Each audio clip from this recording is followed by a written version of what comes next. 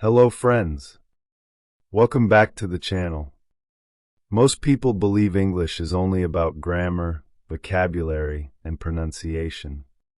They think if they learn enough words, they will speak confidently. But confidence does not come from knowing many words. It comes from knowing the right words and when to use them. Words do more than communicate information. Words influence emotions. Words control the direction of conversations. Words can make people trust you, respect you, or ignore you, often without them realizing why. Psychology-based English is not about sounding smart. It is about sounding clear, calm, and confident. It is about choosing words that guide conversations instead of fighting to be heard. Once you understand this, the way people respond to you begins to change. Before we begin, take a moment to subscribe to the channel and like this video. Your support helps this channel grow and reach people who genuinely want to transform the way they speak and think. Now, let's begin with something most people never realize: the psychology of control in conversations. Control in a conversation does not mean domination. It means direction. The person who controls the emotional tone, pace, and clarity of a conversation naturally gains influence. People respond more to how you make them feel than to what you actually say. Psychology-based words work because they lower resistance, create comfort, and guide thinking gently. This is why two people can say the same sentence, yet one sounds confident and the other sounds insecure. The difference is not fluency. It is word choice. The power of calm words. Calm language creates authority. When your words sound rushed, emotional, or defensive, people sense insecurity. But when your words are calm and measured, people naturally listen. Words like "let's take a moment," "here's what I suggest," or "let me explain this clearly," slow down the conversation and give you control without aggression. Calm words signal confidence. They tell the listener that you are not threatened, rushed, or unsure. This psychological signal makes people more open to your message. Using certainty without arrogance. Many learners either sound too soft or too aggressive. Psychology-based English teaches balance.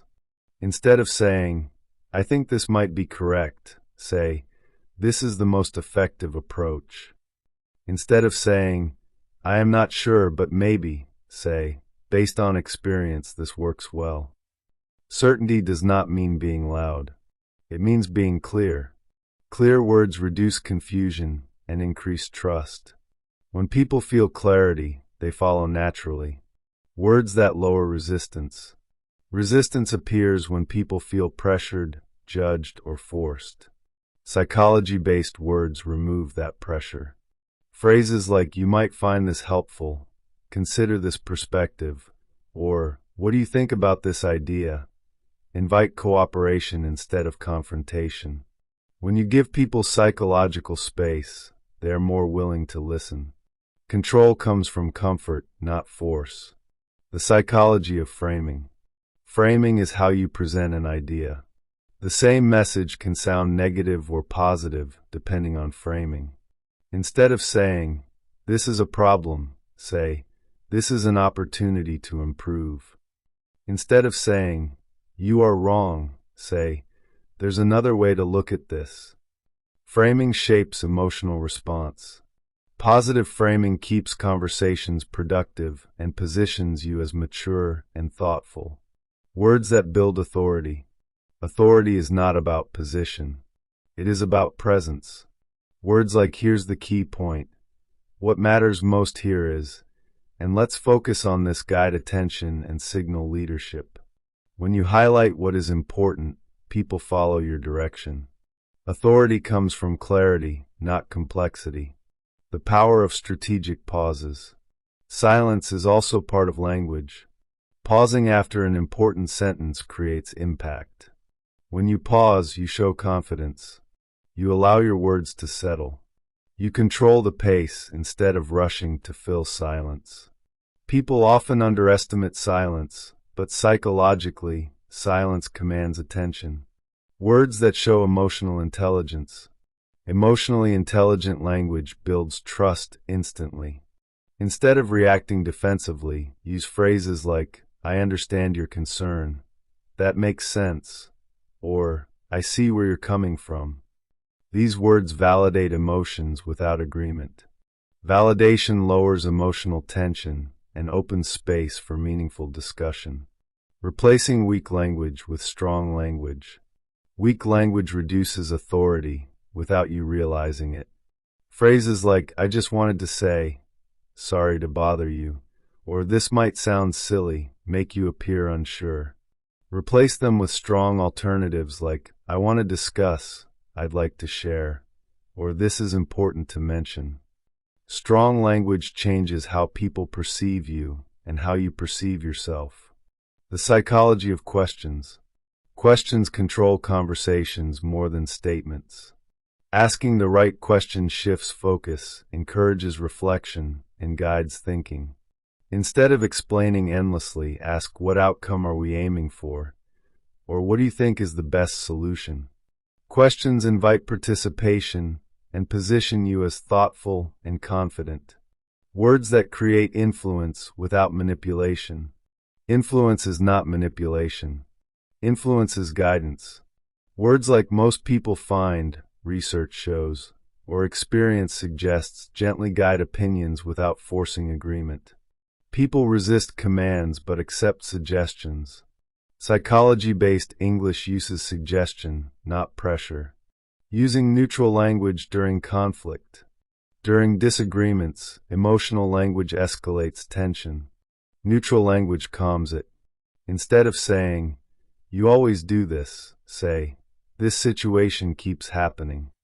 Instead of saying, "You never listen," say, "I feel unheard right now." Neutral words reduce blame and increase understanding. The psychology of confidence markers. Certain words act as confidence markers. Words like clearly, exactly, precisely, and specifically add sharpness to your speech when used correctly. They show precision and awareness, making your speech sound intentional rather than accidental. Avoiding over-explaining. Over-explaining signals insecurity. Confident speakers explain clearly and stop. When you feel the urge to justify excessively, pause. Say what is needed, then let silence work. Trust your words. Confidence grows when you stop trying to convince everyone. Words that end conversations gracefully. Ending conversations well is also a skill. Phrases like, "Let's continue this later," "I think we've covered the key points," or "We can revisit this if needed," allow you to exit politely and confidently. Strong endings leave a positive final impression. Why psychology-based English works. This approach works because it aligns with human behavior. People want clarity, respect, and emotional safety. When your words provide these, people respond positively. Conversations become smoother, more respectful, and more effective. You stop chasing approval and start guiding communication. Daily practice for real change. Improving psychology-based English does not require memorizing complex words. It requires awareness. Notice how you speak. Replace weak phrases. Practice calm delivery. Observe reactions. Small changes in language create big changes in confidence. Lastly, your words shape your world. The way you speak shapes how people see you. More importantly, it shapes how you see yourself. When your words become clear, calm, and intentional, your confidence grows naturally. You stop reacting and start leading conversations. English is not just a language. It is a tool. When used with psychological awareness, it becomes power. Now tell us, which type of language do you want to improve first? Confidence, clarity, or control? Write it in the comments and commit to practicing it today. If this video helped you, like it, share it, and subscribe for more English content. Your voice matters. Use it wisely. Thank you for watching.